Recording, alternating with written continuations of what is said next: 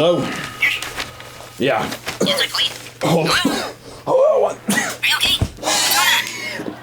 Hello? Hello? Hello? Are you there? Hello? I'm sorry about that. Oh, yes, sir. It happens at the worst time. Every time I try to make a phone call. Anyways, no, I just saw your ad in the paper, and Yes, sir. I thought you might be able to help me. I've got kind of a dilemma going on. What do you mean, really? Yeah, well, it's a talk show. The Hot Joint. Oh, yes, I'm very familiar with your show. Oh, you've seen it. Okay, so... I've seen it several times. Yeah. I know what it's all about. So you understand? Oh, yes, sir. Shut up out there! What do you mean, really? God damn it, I'm sorry. We got people racing all up and down this fucking street all hours of the night. Anyways, yeah, I was calling. I need a keyboardist, and I see that you do kids' parties and proms and such. Well, what can I help you with? Well, this isn't any different. Come on, spit it out. What time do you need me to go? It's this Sunday. I don't know what it should be. An hour. This Sunday thing. Yeah, it shouldn't take any longer than an hour. Really? Well, I don't know what it should be. I'll come in. Uh-huh. I'll come in. Okay. So how much is it? Really? I'll be there. I'll come in. You got any company checks? Yeah, I take company checks. somebody wrote me a bunch of hot checks, so I'll just have to pay you cash if you don't mind. I charge $200 an hour. That was $50, Sal. Previously on the Hot Joint. Good evening, folks. Welcome to Galbiniazzo's Authentic Italian Bistro. No, oh, God damn it.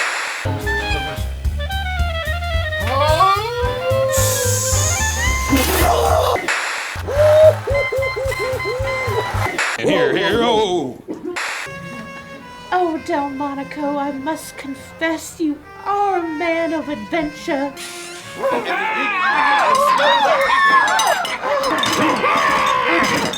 Tell Ronaldo the boat is moving in, and I'll be seeing him soon. That's Samoa.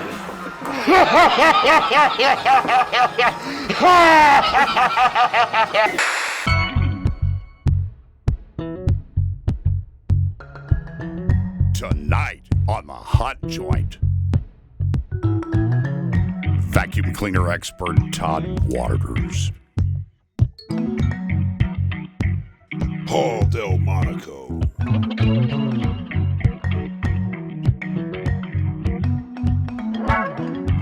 The Sign Slayer, Michael Alexander.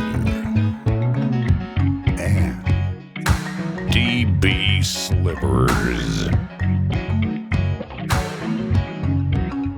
Find out who's a winner and who's a loser on the Wheel of Exclamation.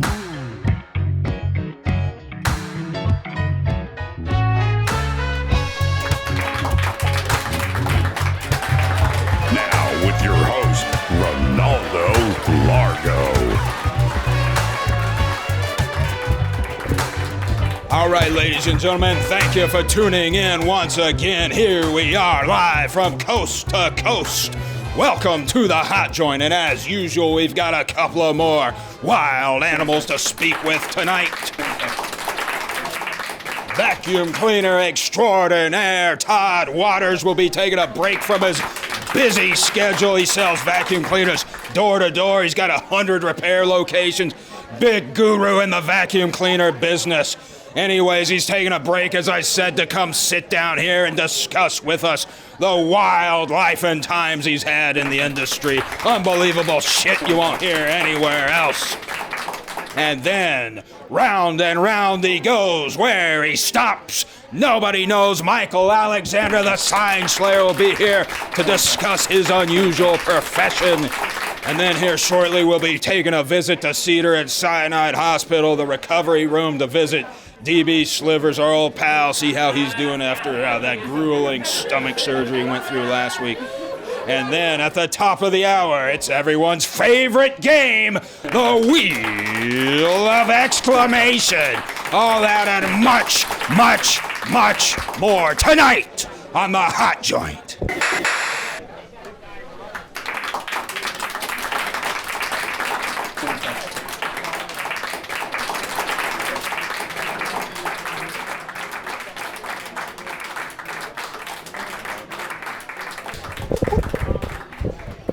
All right, ladies and gentlemen, welcome to the Hot Joint. Here I am, joined by the producer of the Hot Joint, Paul Delmonico, along with the queen of the goat farm, Stacy Sala. And boy, do we ever have a problem on our hands. Apparently, we've got a masked man running amok. He's running around town strangling people. There's video footage of it now. There's no question. There's a maniac out there. He's calling himself the Vulture, and he looks just like a vulture. He probably smells like one, too. I could tell the way he looked. I've been around dudes like that, and you can smell them coming from a mile away.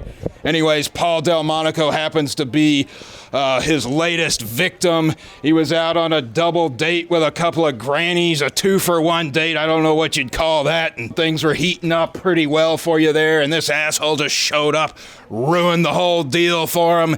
He's also the same man that's responsible for tossing DB slivers off the roof of the Hot Joint and splatting down below. You saw him there at Cedar and Sinai Hospital last week. He was all fucked up, and we're going to have a report there shortly, but for now we got to talk about Paul Delmonico. Paul, you were his latest victim, as everybody saw last week. There you were, whining and dining with the grannies at Galbiniazzo's authentic Italian cuisine, and what I must say was possibly one of the most romantic segments we've ever had here on the Hot Joint. You'd won the grannies over with your charm. They were mesmerized. The granny panties were melting off. There was talk of flapjacks being presented back at wherever you're staying at these days, and you never got to see those flapjacks, did you, Paul? No, Ronaldo. Never got to see them. Yeah, that's unfortunate, really unfortunate. I know how that goes. I've had a few nights like that myself. But how you doing? How's the nose doing? I'm okay, Ronaldo. I'm okay. Just a little depressed, right? Just a little beat up, huh? Oh, God. Oh, my God. He really bludgeoned you. Look at that black eye, busted nose. To be honest, I'd be depressed too, Delmonico, if that happened to me. I've had nights like that myself where the carrot's dangled before your face and you can't quite get to it, however the bullshit saying goes. But, yeah, the shit hit the fan real hard for you there at the end, didn't it? Yeah, Ronaldo. And I've been going through a dry spell, a very long dry spell. And dry spell? Yeah, I haven't had no... Yeah, I had known. It's been a while, huh? A very long time. You thought there was going to be rain in the desert. I thought there was going to be rain in the desert. Monsoon season. I thought it was going to be pouring like the falls. Well, believe me, I can help you out, Delmonico, with stuff like that. I'll make phone calls to the home where all the geezers are at. I know that's what you're after. We'll make a few phone calls, get a couple of greasy ones that are ready to go, still fit and in good shape. And believe me, turn that frown upside down. I'm gonna make things better for you. Do you know how hard it is looking like this? We gotta find somebody. This dry spell. Just put the glasses back on, and yeah, it's going to be a while before things are back to normal for you. But just believe me when I tell you things are going to be sunny days are ahead.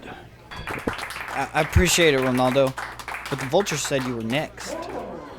Yeah, I did hear that comment, and to be honest with you, I didn't lose a wink of sleep over it. In fact, the only thing I fear about a face-to-face meeting with the Vulture is having to smell that gingivitis, that halitosis, and that BO of yours. And if you do make the mistake of coming down here on the Hot Joint, on my show, on our home, it's gonna be a very grim mistake, and you'll have hell to pay, because everybody knows Ronaldo always laughs last, and I always laugh the loudest.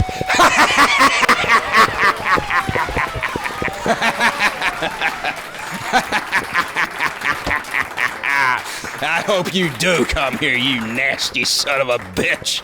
I'll give you a bath, scrub those armpits, and take you to a dentist to have all those nasty teeth pulled out. But before I do that, you know what we need to do? You know who we need to check on right now? Our old pal, DB Slivers.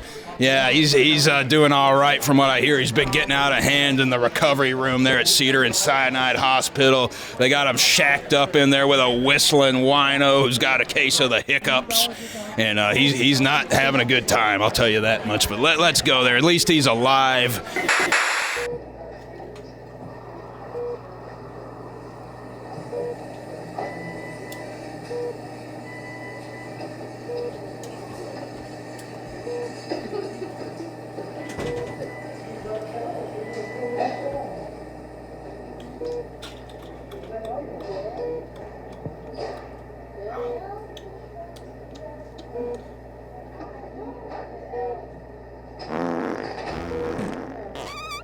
Give me that, DB. Give me that the sharks. Give me that bet. You got no right taking that brisket like that. I got that at the community college during campus hours. You can't eat this. It'll give you the sharks.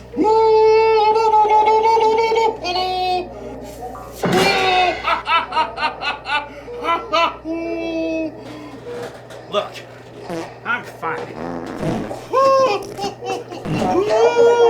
DB, get back in bed. Get back in bed. Get back in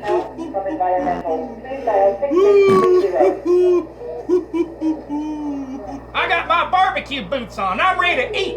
In the name of Satan, return that brisket at once. All right, DB, you're getting the straps.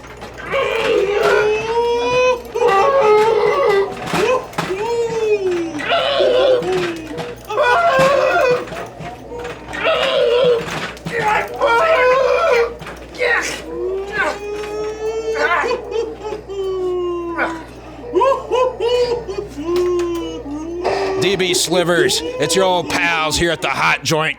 We want to know how you're doing. Ronaldo Largo, you shyster, you gouger, you're responsible for all of this. DB, just calm down. I've heard that number from you before. We're all just wanting to know how you're doing. How do you think I'm feeling? My guts are on fire. My nipples are raw. I wish I had never met you.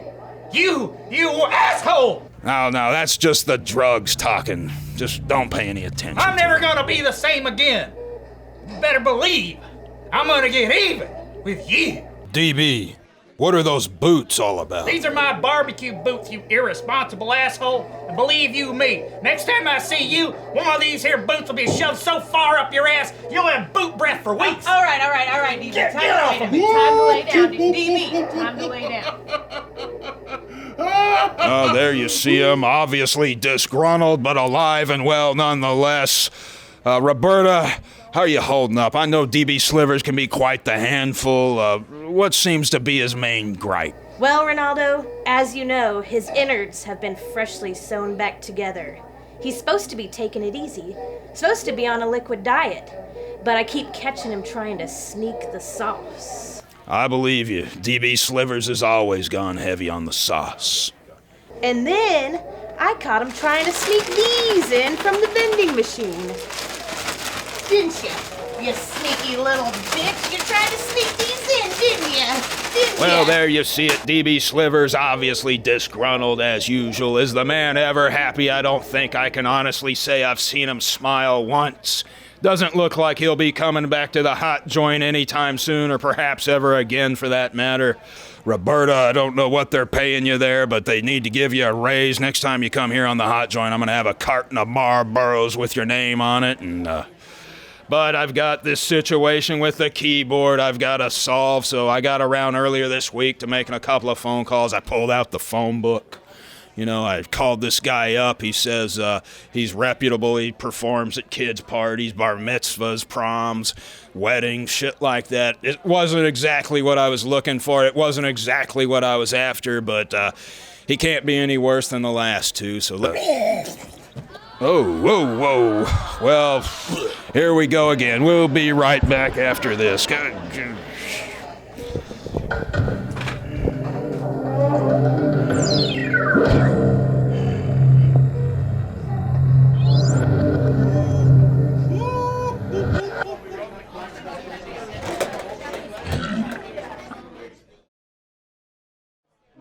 Look at me, I'll tell you where the bottom of the beam was. Deep fried french fries, all goddamn that long, mother flame broiled. Tasty. $5.99 family pack with a bottle of water. Want a burger bean? I'll tell you where to buy the burger bean. All right, welcome back to the Hot Joint. I've got a new replacement for DB Slivers, a man from the future, a man from the stars. Ladies and gentlemen, please welcome from 4.234 light years into the future, Proxima Centauri. Come on out. Proxima Centauri.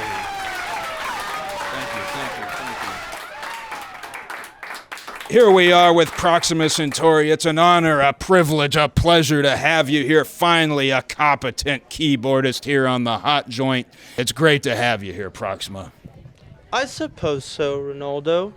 Well, we certainly appreciate you being here, and tell us, where are you from? Somewhere out there over some rainbow. Ah, Judy Garland fan, are you? More like Judy Garland is a fan of myself. Is that right? That's right. Have you ever heard of Elton John and Stephen Hawking? Oh, Well, yes, I'm very familiar with Elton John and Stephen Hawking. Well, believe it or not, they both were sperm donors. Sperm donors. Yes, at the same bank, the same time, the same cup. The same cup? They blasted it into the direction of a black hole. A black hole? What? Are you trying to tell us you're the love child of Stephen Hawking and Elton John?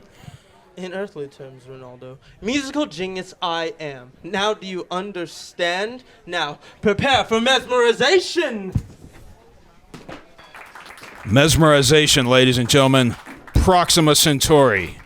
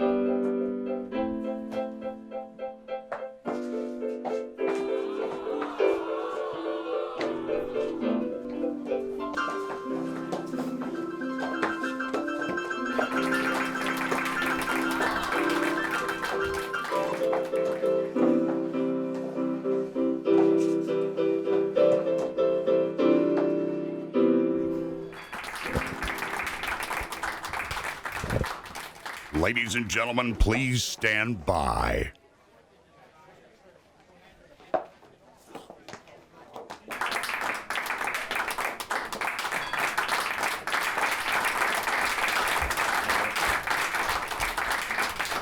Coming up next, vacuum cleaner expert Todd Waters.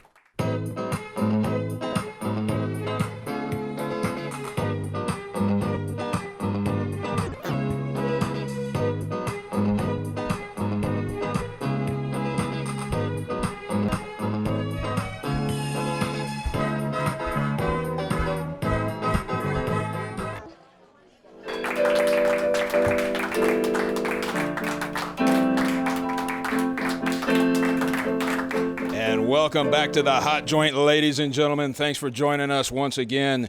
My next guest is known as possibly the most famous vacuum cleaner repairman in the entire world. By far, North America. But ladies and gentlemen, please put your hands together for Todd Waters. Hey,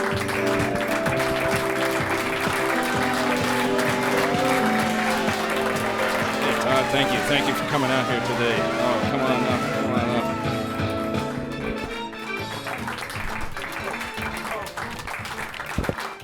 Thanks for coming on the show today, Todd. It's we've had a lot of people requesting you to be on the show, and here you are, finally at last. It seems like it's been a long time since we've seen each other last. But how are you doing? Very good, Ronaldo, and thank you very much for having me on the show. I really like what I see going on here. You have a very nice, a young crew working for you. They seem very dedicated, hardworking, focused, which is what I would expect from someone, like you, because you're very hardworking, dedicated, and focused. Well, could have said that better myself, Todd. Thank you very much. That was like a Hallmark greeting card all in one there. Oh, thank you. So, and where are you residing at these days, if you don't mind us asking? Oh, well, we just moved shop to, I don't know if I could say the state.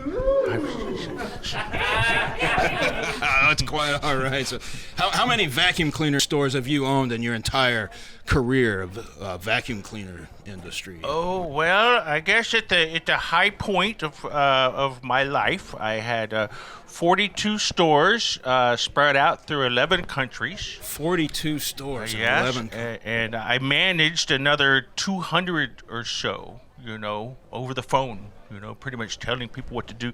I'm on my headset, driving around in my Porsche, all day, just on the phone, going from store to store, going all over the country, all over the world, and it was a lot of work. But, looking back, it was pretty much the most enjoyable time of my life, the best years of my life.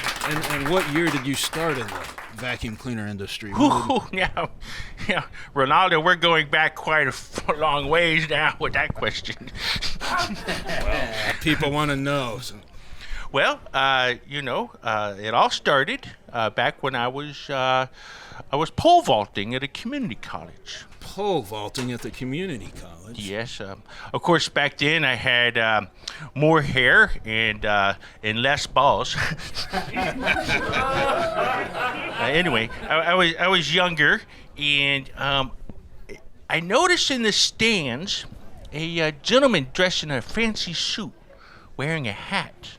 A fancy suit with a hat. Fancy suit wearing a hat, and he was taking photographs of everybody and making little notes in his notepad. And what year was this? Oh, 1990?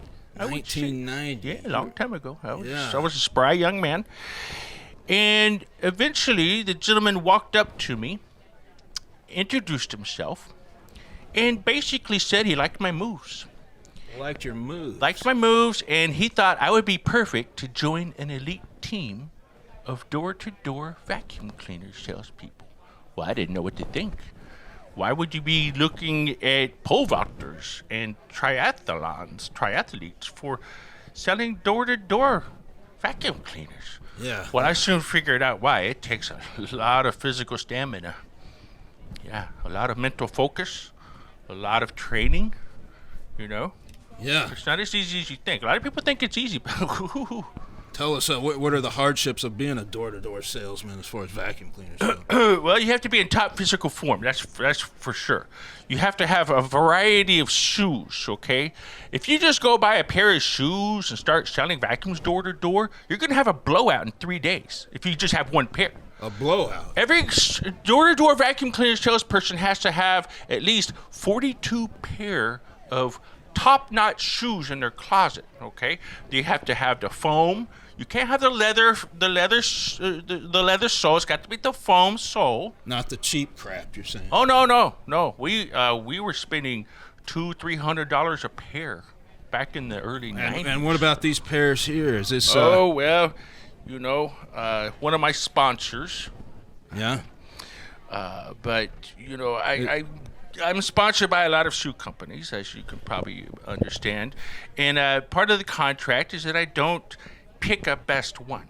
Oh, okay. I can't pick my favorite. You have to love them all equally. I have to love them all equally, Ronaldo. I exactly. understand. Okay, yeah. I was told that it would destroy the shoe industry if I revealed my favorite shoe.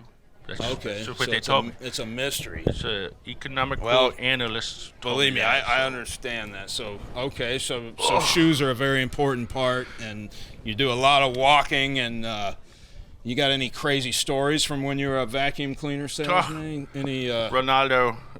Any skeletons in the closet you'd like to bring out here on the hot joint right now?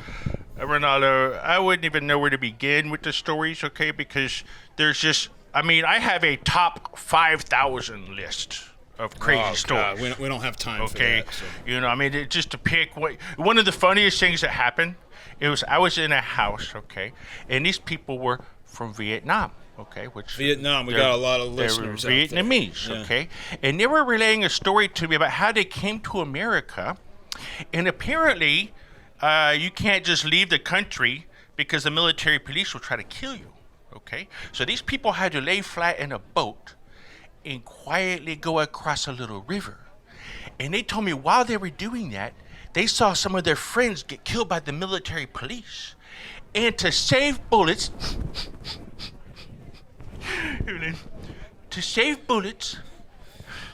I'm sorry.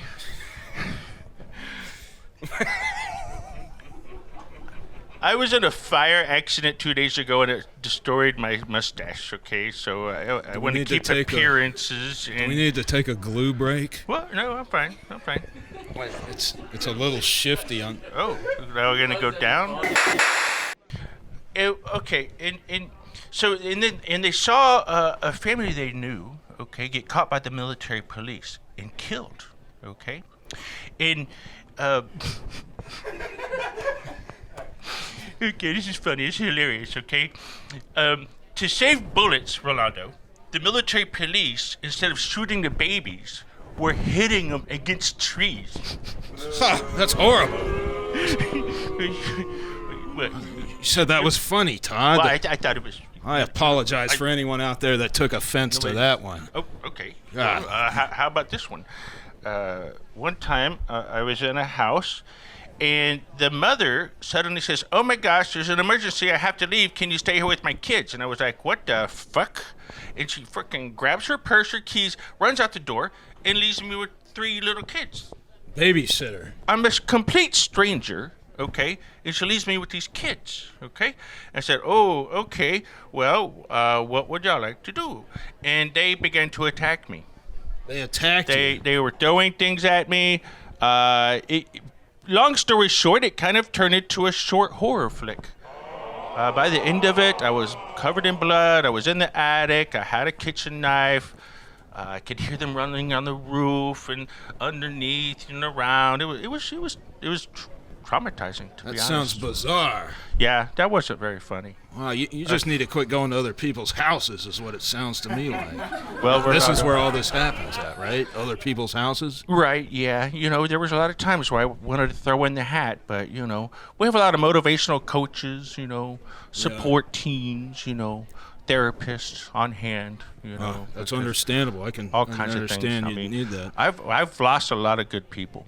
Have you? Over the years, selling vacuum cleaners door to door. Okay, it's not as easy as people say it. What, they just quit, or you physically lost them? What do you mean, like a rest in peace kind of deal, or? No, I mean die. I've had a lot of good people die. That's a rest in peace deal. Right. Oh, okay. Yeah. I mean, you know, the money, the women, the fast cars, you know, and then people get into you said the money and the women. Tell us more about that. Well, statistically speaking, people that are drawn to direct sales, okay, are a little more adventurous. You know what I mean? Adventurous, you say? Yeah, a little more crazy. And what, you have your own groupies and such? Or? Ronaldo, I don't even know where to begin. I've got a top 1,000 list of crazy stories about the people I've worked with. But I've lost people to falling out of vehicles. It's just something people like to do, you know, if they've had a good night of sales on their way home, you know. They fall out. They fall out of vehicles, Is this a convertible, or what kind of vehicles do y'all Oh, they've fallen out of convertibles. They've fallen out of limousines. They've fallen out of 15-passenger vans, you know, you name it. I know someone that has fallen out of one and died on the highway, gravel roads. Out of a limousine? Limousine, oh, yeah. I know at least 4 people that have died falling out of her. So wait. This world of vacuum cleaner salesmen. Apparently, there's a whole lot more to it than the average person is expecting. So you've got women, limousines. There's a lot of money involved in this, I'm guessing, huh? Oh, yeah. The money goes to our heads, too, you know. I mean, we go from normal people, and then all of a sudden this cash is flowing in. So there's a lot of egos involved at some point. Oh, yes. Been a lot of inner turmoil in organizations, entire organizations, you know, declaring war against each other. You know, it stays out of the media, though. Vacuum cleaner wars. It stays out of the media. Wow, who'd have Yeah. thought about that? I never would have guessed it. Well, going in, I had no idea what to expect, and let's just say I've got several publishing companies wanting to hear my story. I think there's a Wanting lot of people out there that would like to hear the long-awaited Todd Waters autobiography. Y'all are very nice. And another question. I mean, you seem to. You don't seem like the. Yeah, there's a lot of fans here this evening, and you don't seem like it's really gotten to your head too much, anyways. You were. Well, if you would have known me 20 years ago, Ronaldo, I don't think you'd say that. I was very cocky, always, puffing up my chest, but I hit some hard times, and that really humbled me. And we might add you took gold in the 2007 Rio Cleaner Games. Well, I didn't want to throw my own horn. I mean, it's good. Yeah, he's here. He won a gold medal down at the Rio Cleaner Games. Tell us what you did to win that medal. That was, 2006 or 7, somewhere along in there? 2006, yes, that's right, Ronaldo. Well, it was a repair competition, so you could repair a G212. What is a G212 for those, almost all of us here that don't know? Oh, it's a Clayson.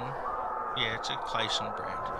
And, it's a vacuum cleaner. Right. Oh, I'm sorry. Yes, it's a vacuum cleaner. It's a vacuum cleaner repair competition in the Olympics.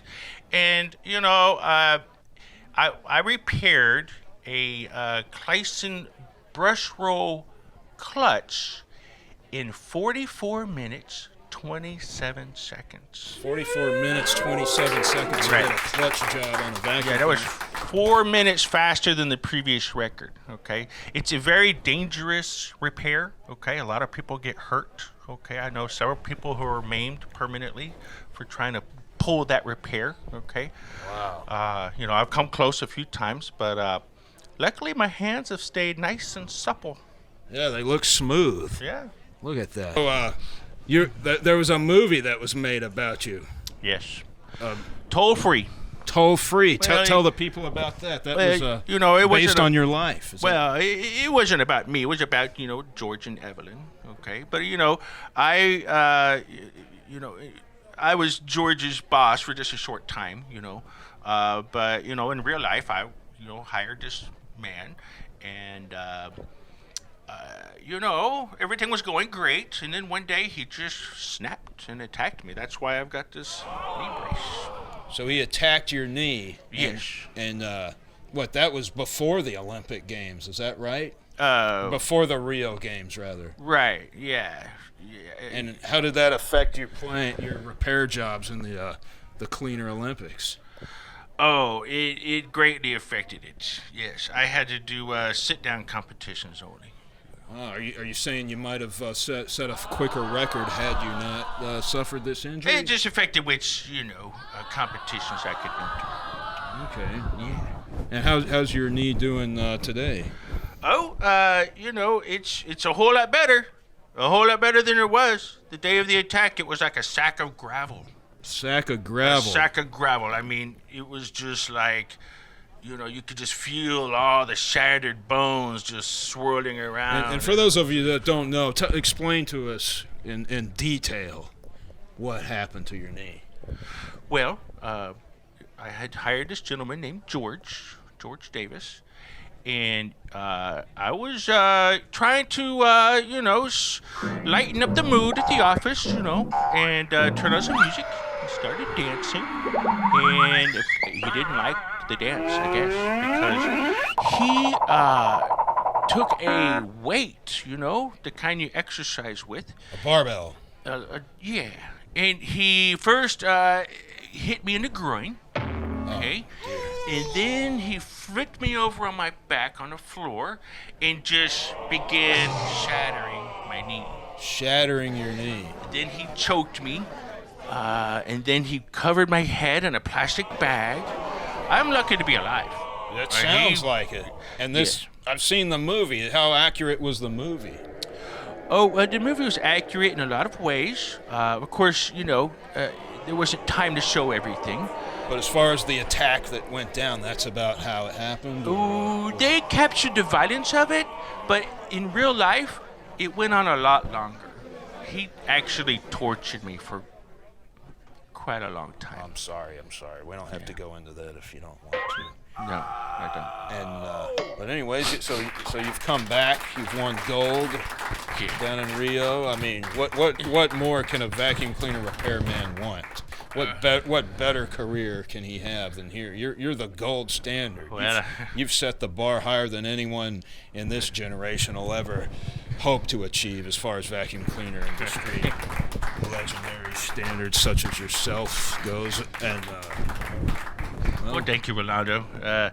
It is true. I am the envy of the vacuum cleaner world. And, but I help people. I give out advice, I do seminars, not for free, but, I go around the world giving seminars about how to repair vacuums. So that's what you're doing in your later stages, huh? Yes. Any more dancing? I know you used to be into dancing back then. Well, Ronaldo, I might have a few surprises under my belt. What's that, You're wanting to dance? Here we go, Ronaldo. Ladies and gentlemen. Hit the music, everybody. All right. Let's get some music going on over there, Proxima. On the floor would probably be best. Oh, here he goes. Todd Waters, vacuum cleaner extraordinaire. The floor is yours.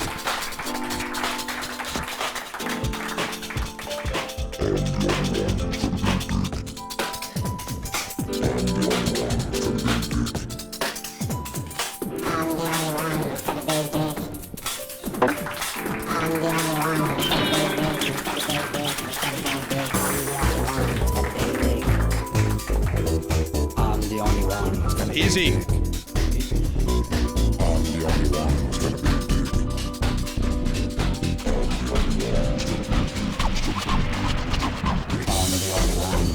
Okay. Here he goes.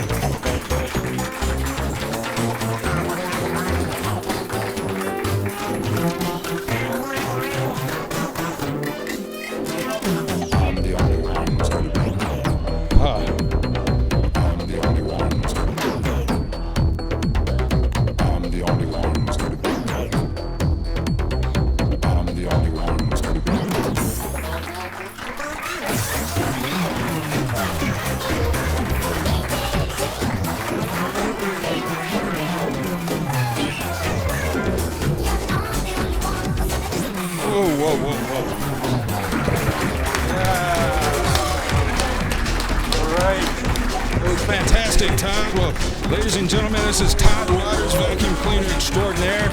Whoa. Here, let me get.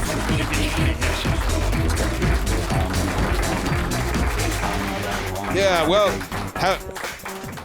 how'd you like to play the Wheel of Exclamation? We've got a game coming up here at the top of the hour. All right. Awesome. Ladies and gentlemen, thanks for being here, Todd. Ronaldo. Oh, it's been a pleasure. Thank you. Ladies and gentlemen, thank you for tuning in. We'll be right back with the Wheel of Exclamation. Play us out, Proxima.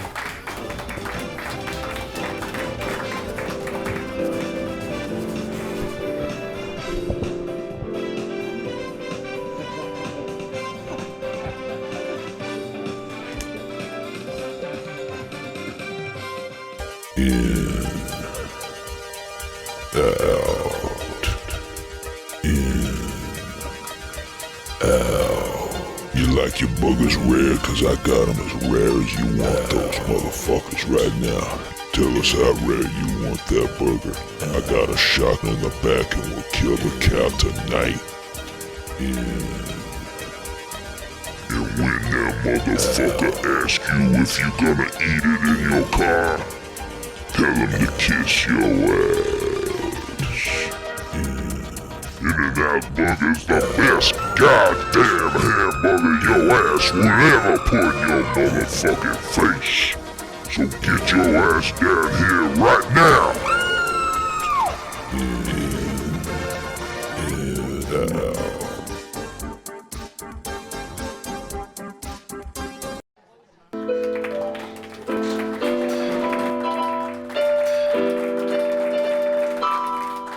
right? Last week we had Hot Joint Investigations Part 1. Went to Las Vegas looking for answers in regards to the missing keyboardist Mike Flanagan. Obviously, there's more to the story than I initially thought. So here's Part 2, and yeah.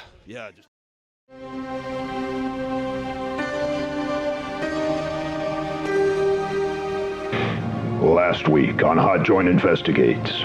Following a series of high-profile no-shows, Las Vegas keyboardist Mike Flanagan was nowhere to be found. So I went to the Sin City looking for answers. After getting kicked out of a strip bar, I was at my wit's end. That's when she rang, Mike Flanagan's dearest groupie. Tonight, for the first time on public airways, she agrees to a meeting with me, where she recounts the details of her and Mike's rocky relationship, as well as the last time she saw the missing keyboardist alive.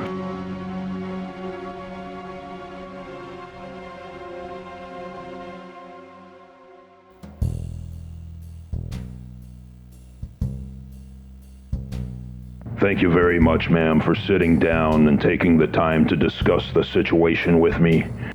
I know it's a tough subject to talk about, as I myself have unsettled feelings regarding Mike, but that's why I'm here to solve the case, so please. Yeah, I get it. Look, you're not the only one Mike took money from, okay? Yeah, well, tell us, when was the last time you saw Mike?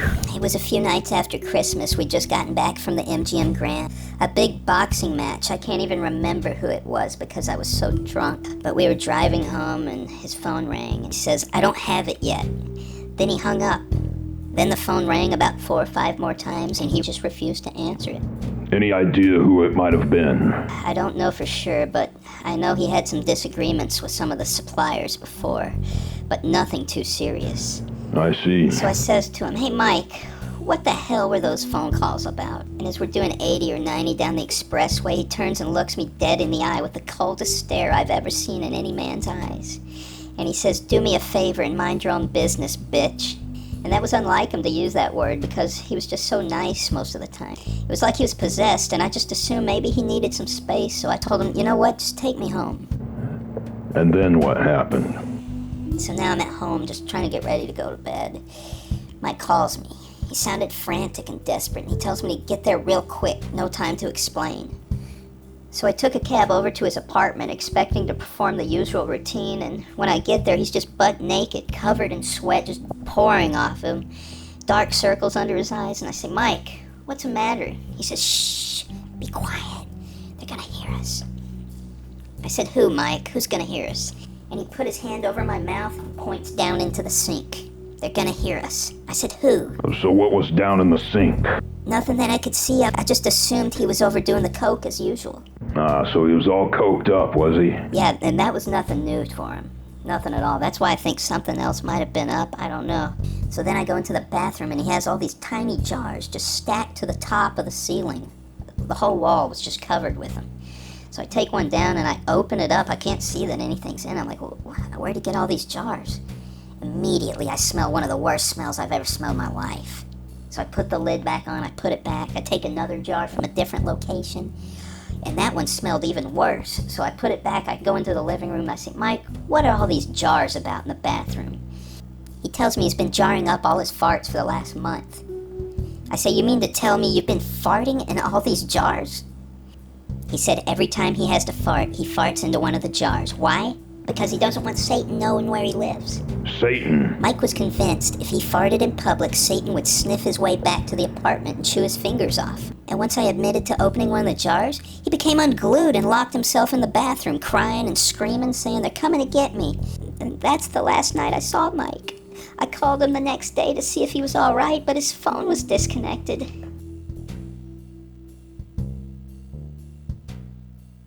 And then a week later, I go by his apartment, and a new guy's living there. Said he just moved in the day before and didn't know anything about Mike. These stories of Mike were painting a picture, one of drug addiction and paranoia. Then she alluded to an incident that took place just weeks prior to his disappearance. One night, this large gentleman wearing a black trench coat came up to us while we were seated at a restaurant off the strip, and he tells us, "The Alliance would like to meet with you soon, Mike. We can use your services." And he hands Mike a card and walks away. Then a few days later, Mike starts getting these boxes in the mail with goat skulls. No return address. That's very disturbing, to say the least. What did Mike have to say about his upcoming role on the Hot Joint? Mike was very excited. He wanted to clean his life up, and he felt he just couldn't do that as long as he was in Las Vegas. For Mike Flanagan, it seemed the Sin City was just too much for him to resist. I knew Mike had started doing black, or heroin. He was shooting it up in the squiggly vein on the neck of his penis. He even made me do it a few times. And he told me one day, he said, I just can't quit this stuff. It's got me by the balls. And if I ever try to quit the stuff, I fall to pieces and I cry. And that these guys, Go on. Yeah, that's really all I know. You know more than you're telling me, don't Look, you? I don't want to talk anymore. I've said too much already. Wait, Okay, I'm done. just come on. Tell me who these guys are, please. I won't tell them you told me at all. Ronaldo, please, just let me go. Fuck. Bye. Just leave me alone, please. I was convinced she knew the rest of the story, but was too afraid to talk. It was no secret that Mike had dabbled in crack cocaine from time to time, but had he turned to the deadlier street drug known as black? Mike was always a heavy dabbler. But then again, I managed a lot of talent who dabbled. Did Mike dabble any harder than the rest? I'd say not, but make no mistake, he was a heavy dabbler, and he dabbled often. It's possible his dabbling's led to his demise. Initial anger had turned into confusion. Was it possible that Mike Flanagan had gotten mixed up with the wrong characters, or had he simply become just another statistic of the Las Vegas heroin epidemic? At this point, it was anyone's guess. That night, I received a series of bizarre hang-up phone calls directed to my hotel room, the last of which I could briefly hear the murmur of a woman. It sounded like the groupie, but I couldn't understand her. Then the phone line suddenly went dead. As I lay there that night in the Plaza Hotel, I developed an eerie feeling in the pit of my stomach, one which led me to conclude that some questions are better off unanswered, some boxes better left unopened. I decided to call it a wrap and left Vegas the following morning, with more questions than I had answers for. Mike, if you're out there, come back to your old pal HR. We can work out a lighter schedule if that's what you wish. If you or anyone you know has clues that will help solve the case, please email ronaldolargo666@gmail.com. As of this broadcast, Mike Flanagan has yet to be found.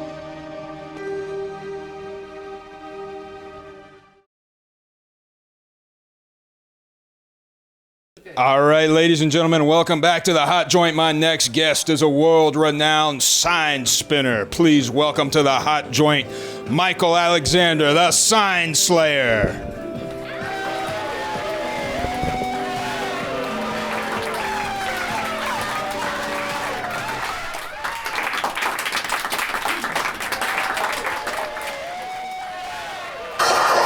Ladies and gentlemen, Michael Alexander, the Sign Slayer.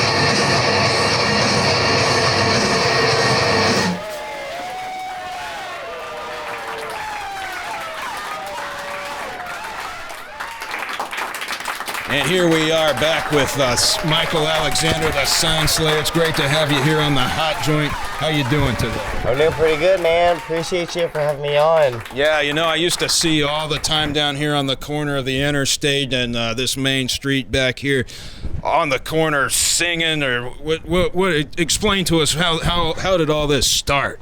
So it actually all started because I used to show up late to work all the time.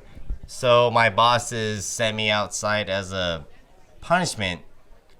And where did you work at? I worked at Pop Murphy. Yeah, just right down the road. And so they sent me outside one day as a punishment, and I'm sitting there, I'm like, the fuck am I doing just twirling the sign? Like, I should be listening to death metal. Yeah. So I just put on some death metal, started doing my thing, and I would say within 2, maybe 3 months, I gained a cult following. Wow. For what I did, yeah. Wow, did you get a pay raise? No. It depends on what place you want to ask me that have me work for them. Yeah. Well, did pizza sales go up once you hit the corner? Oh, definitely. Yeah. Definitely pizza sales went up. Yeah, you should have got a raise then, huh? Oh, I mean, I got a raise then, but some places pay more. Oh, I see what you're saying. So, yeah. So what are you doing these days? Still doing the sign twirling? Or? I am still doing the sign twirling, as a matter of fact. Yep, I work for 2 different places. 2 different places. That must be a lot of hours you're out in the sun spinning signs, huh? About 38 hours a week. Wow, that's a full week load of head banging. And that's all I do, man. That's all I'm good at. Yeah, well, it seems like you're a professional head banger. We could say that. Could anybody really say that as their professional job title, though? A man that does it 38 hours a week qualifies more than anyone, I'd say. I'm inclined to agree. Yeah. I'm inclined to agree. So you're working at a tattoo shop now? Is that what's on your guitar? Yeah, I am actually working at a tattoo shop. It's off the corner of Mayfield and 360 here in Arlington. Somewhat close to Grand Prairie. We're called the Chosen One Ink Tattoo. The Chosen One Inc. And they have a website or? They absolutely do. Okay. They absolutely do. If you're in Arlington in the DFW Metroplex looking for a few tattoos, it's what's the website once again? The Chosen One Ink Tattoo.com. The Chosen One Ink Tattoo.com. And what for a man that works at a tattoo shop, you don't have any visible tattoos? Is that? I don't have any tattoos as of right now. Wow. As of right now. Wow. Any plans to have some in the future? I have plenty of plans to have tattoos in the future. The problem is, rent takes up most of my money. Ah, yeah, you're a man. Rent's going up now, so yeah. can't exactly do away with that one. The tattoo budget goes down when the rent goes up. Well, unfortunate. Yeah. So aside from this tattoo shop, where else are you slinging signs? I also work for a vape shop currently. They're called Artisan Vapor. And the shop that I work at specifically is off of Collins and Six Flags Drive, somewhat close to the stadium, AT&T Stadium. Yeah. Hit the stadium, go a little bit up Collins. You can see me jamming out there Monday through Friday. Monday through Friday. What time during the day do you start doing this? When does your day start? 3 to 6 p.m. 3 to 6 p.m. Wow. That's during the sunniest hours of the day. So, do you wear sunscreen when you do this, or? What the fuck is sunscreen? You're just out there for the tan. Hey man, if I'm going out there, I'm going out there like a man, dude. Yeah, that's what I wanted to hear. So you're out there swinging the sign. What is it? You're swinging the sign in the sun, no protection. Probably smoking a cigarette every now and then too, huh? Not at the vape shop, but yes, absolutely at the tattoo shop. That makes sense. Well, he's out there spinning the sign like a man, and I saw you on the news a few times. So tell us, did you have any run-ins with some people that might have been a little shocked by what they saw? Because I imagine there's some people that don't exactly... They're not exactly used to this sort of behavior, and you got any good stories? I had this older lady. I guess she was between 60 and 70 years old. She came up to me and she thought I was literally Satan incarnate. You know what I mean? Like the older generation, I found they don't really listen to metal like most of the younger generation does. Yeah. So I'm just out there. I'm at work one day. She comes up to me, "Sir, are you Satan?" No, I'm not Satan. I'm just doing my job. What the hell? Yeah, if you believed in Satan, would you want to approach him? That's kind of another story. But yeah, exactly. It's like wow. So after you told her you were just doing your job, she fled pretty quickly, or she stuck around with more questions? Or she did have more questions. I paid no mind to them. So we can say that she fled off pretty quickly. Because, I'd imagine after being asked if I am Satan incarnate, I'd be short-staffed with my answers. So Yeah. You might just start saying yes. Yes. Yes, I am. Nice to meet you. Extend your hand out. Oh, yeah. Hail Satan. Our last keyboardist was a Satanist, but he took a hard flop off the roof the last episode, and he's in the hospital for a while, so, but yeah, he was into Satan. DB Slivers, if you're watching, look what you're missing out on, you son of a bitch. I'll be sure to check that. So, have you had any injuries while you're performing, while you're spinning? Oh, I have injuries all the time. It's just a matter of, am I willing to go out there the next day with said injuries to do my job? It's a whole other thing. Like, I've got consistent neck problems. I've got consistent lower back problems. I still wake up every day. I walk to work.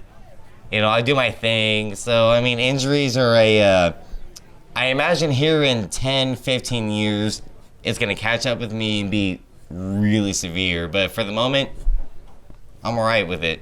I'm all right with the injuries that I've sustained.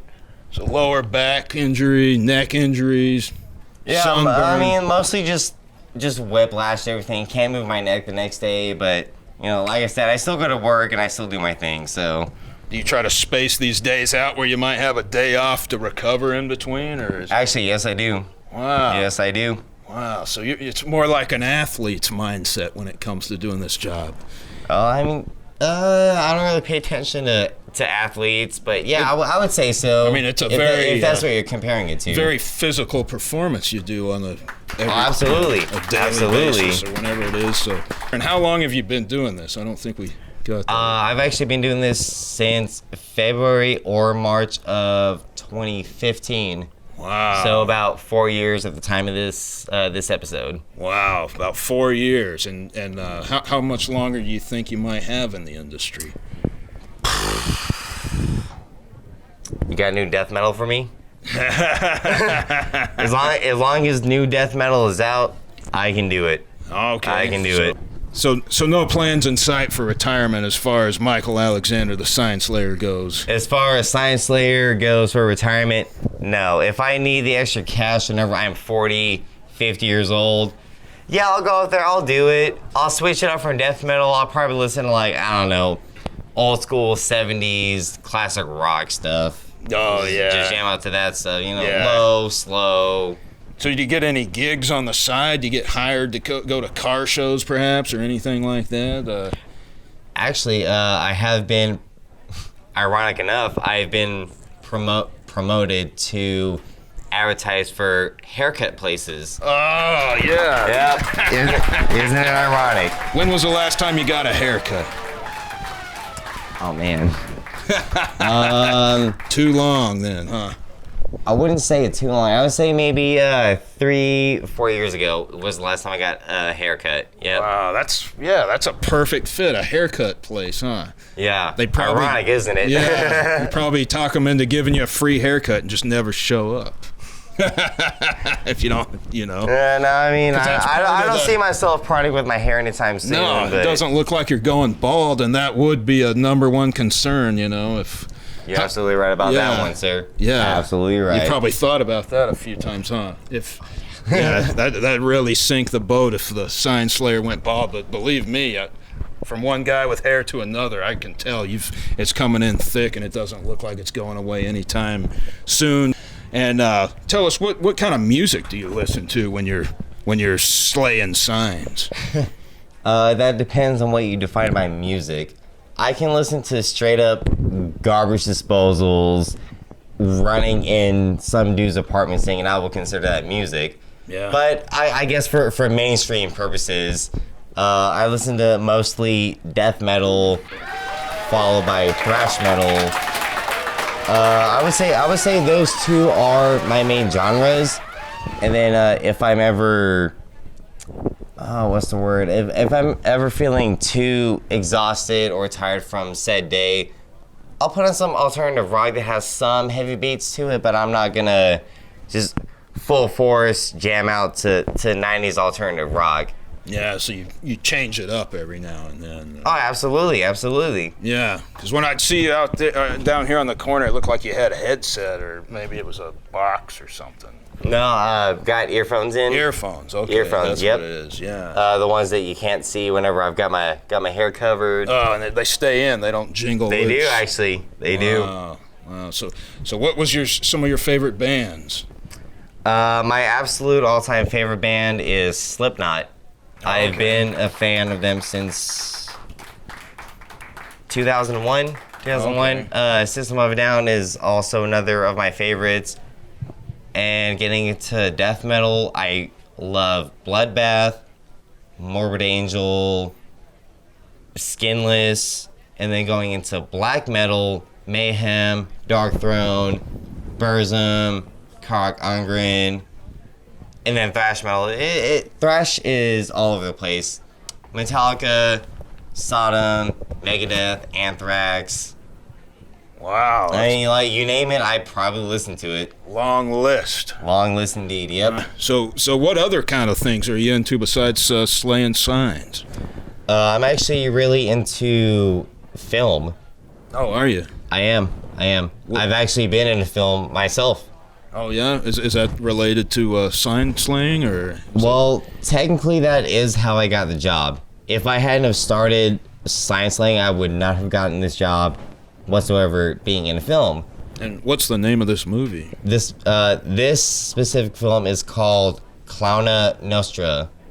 It's an independent film by an independent director, producer, writer called Bill Zabub. Bill Zabub, I think I've heard of this. He has a magazine based out of New Jersey called Grimoire of Exalted Deeds. He interviews death metal and black metal bands. Yeah, that's where I've seen it. He has interviews. Yes, online. sir. Yes, sir. He does. Yeah, that's where I've seen it. And tell us about this movie. What kind of movie was it you were in? Okay, it's a crime thriller type film. I put that in quotes. That is stretching it by the imagination. Crime thriller. So the basic premise is a mob boss's son wants to break away from the mob because of political reasons and such. So his dad is like, no, you gotta be in this. You gotta be in this. It's the family business, you know. Yeah. All that kind of stuff. I have a very short role in it. A very short role. But what is it? What's your role in it?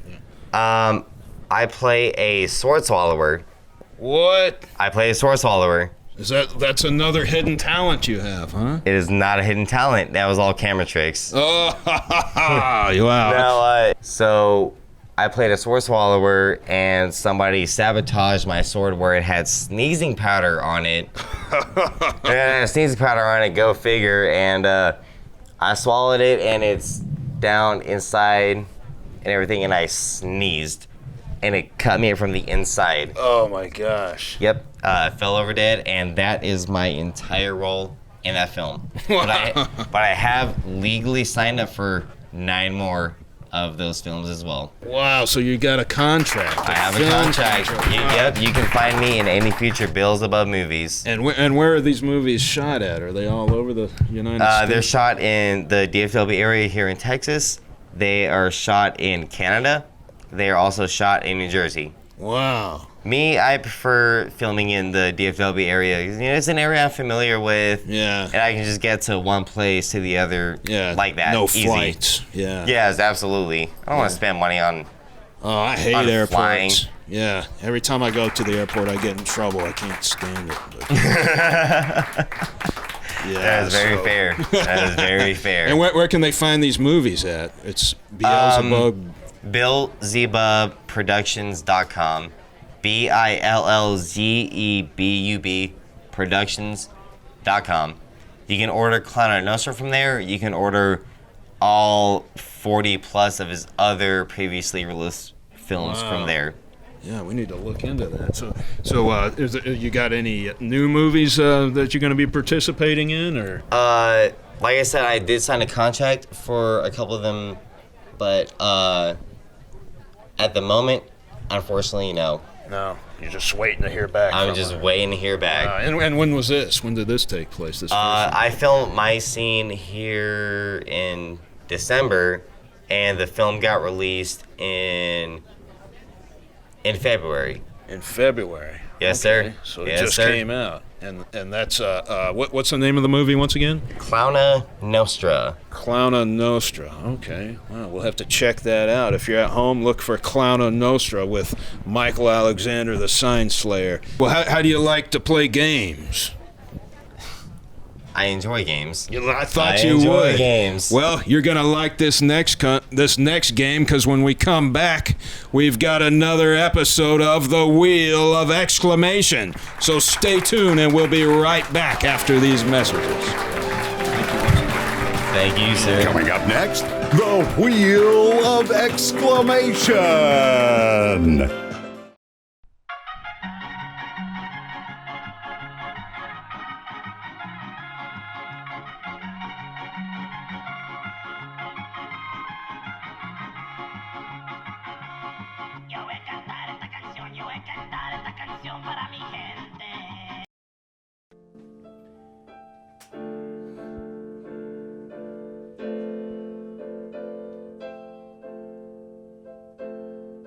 Welcome back to the Hot Joint, ladies and gentlemen. Thanks for joining us. Here we are with another exciting episode of the Wheel of Exclamation.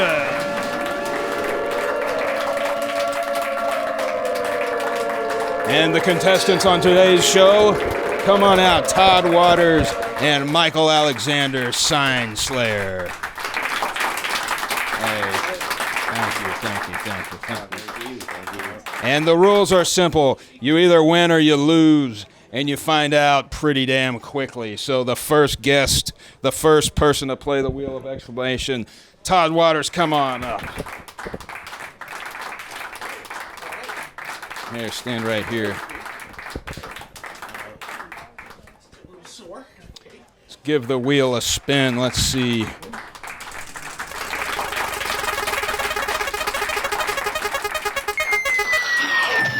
Oh, looks like you lost, Todd, but you're a cool guy. Don't worry, you're not going to get the pie to the face. What do we have for him, Stacy? Oh, look at that. Back from your 2007 Rio win. No, we paid an artist down at the mall to do it. Yeah. Hold it up.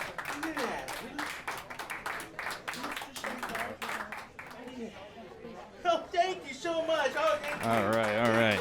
Come stand over here. And up next is Michael Alexander, the Sign Slayer. Come on over. You're going to have a spin here on the Wheel of Exclamation.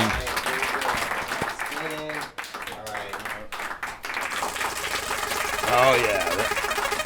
There it goes. And looks like you won. And what has he won, Stacy? Oh, look at this. Lottery tickets. Lottery tickets. The convenience store special. There you go. 40 ounces of suds. And Kill Everything's latest album, Scorched Earth. Big fan here. Thank you. And last but not least, you won a giant exclamation point. Oh my God, did I? Yeah. It's yours. Go ahead and play. Let's see you play. They want to see you do it. Everyone's waiting.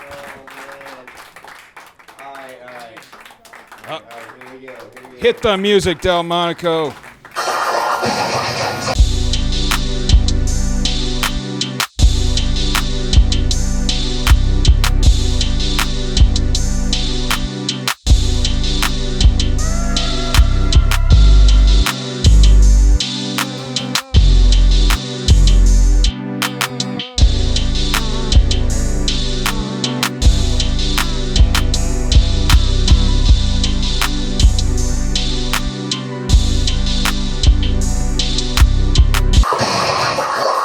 and gentlemen, that concludes another episode here on the Hot Joint. Thank you for tuning in to us. And